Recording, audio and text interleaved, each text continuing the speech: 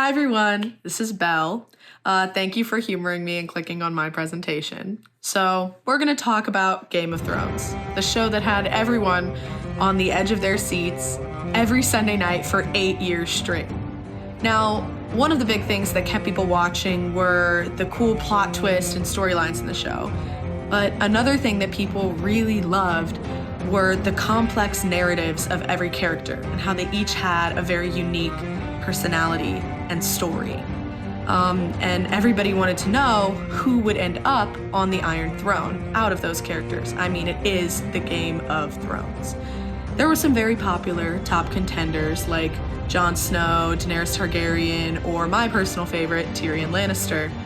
But the person who actually ended up on the throne was Bran Stark, which made absolutely no sense.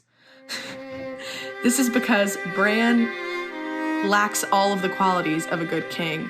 He has no leadership skills, no political knowledge or experience, and also no basic social cues or skills or any emotional substance in general. And these are the reasons I think that he would not be a good choice for the ruler of the Seven Kingdoms. Let's start with Bran's leadership skills, shall we? A good leader connects with people, makes tough decisions, and inspires loyalty in their subjects. Bran is completely detached from all that. Ever since becoming the Three-Eyed Raven, Bran lost all emotional connection to other people, even his siblings. I mean, if you want to see awkward, look up the scene of Bran reuniting with his sister after not having seen her for 7 years.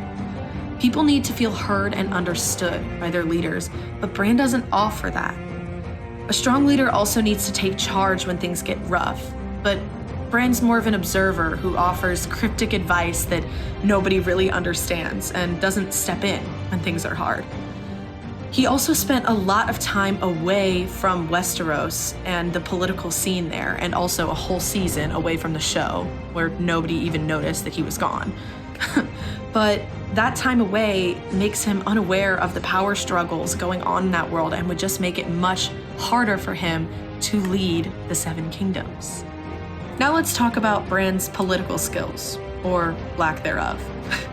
To rule a kingdom, you need to understand the alliances and power dynamics. Bran, not so much. He doesn't have the ambition or the personal connections needed to navigate these situations. Unlike Jon or Tyrion, who actively form alliances and learn from their experiences, Bran just relies on visions from the Three-Eyed Raven, which disconnects him from the real-world politics of Westeros. He has no personal drive to build relationships or shape his power. That is a major flaw for anyone who wants to rule effectively. On top of that, Bran really struggles with social interaction as a whole. A leader needs to read people, understand their emotions, and communicate clearly. Bran doesn't do any of that. As the Three-Eyed Raven, he's become more emotionally distant, and this shows in how he interacts with his family and allies. He's awkward and doesn't offer emotional support when it's needed most. For a ruler, this is a huge problem. You can't inspire trust or loyalty if you're emotionally disconnected from the people that you are leading.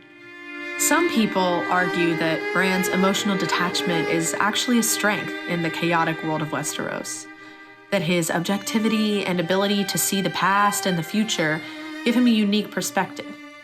And yes, he does have that knowledge, but it doesn't necessarily make him a good leader. A good ruler needs to be able to connect with people and communicate clearly and understand their needs. But Bran's cold demeanor and passive nature don't do any of that. His lack of personal ambition makes him indifferent to the political realities of ruling.